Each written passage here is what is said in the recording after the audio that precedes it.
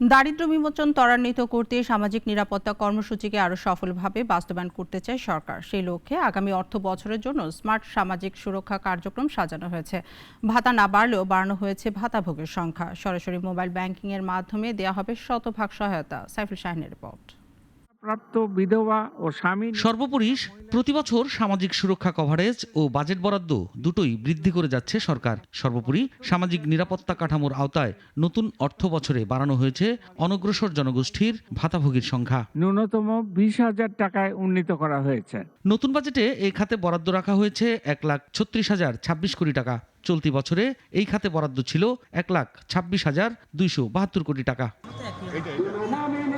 প্রস্তাবিত বাজেটে সামাজিক সুরক্ষা কার্যক্রমের আওতায় মা ও শিশু সহায়তা কর্মসূচিকে প্রাধান্য দিয়েছে সরকার। এজন্য আগের অর্থবছরের উপকারভোগীর সংখ্যা বাড়িয়ে 16,55,280 জনে উন্নীত করার প্রস্তাব করা হয়েছে।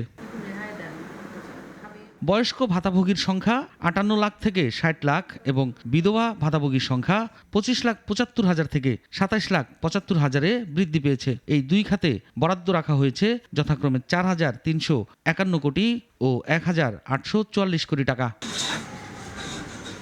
নতুন অর্থ বছরে সমাজের অনগ্রসর জনগোষ্ঠীর 1 লাখেরও বেশি মানুষকে ভাতার আওতায় আনার পরিকল্পনা রয়েছে। এছাড়াও তাদের শিক্ষার সুযোগ নিশ্চিত করতে চলমান থাকবে উপবৃত্তি।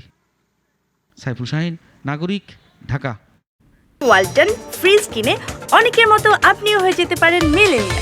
সেরা পণ্যের সেরা অফার।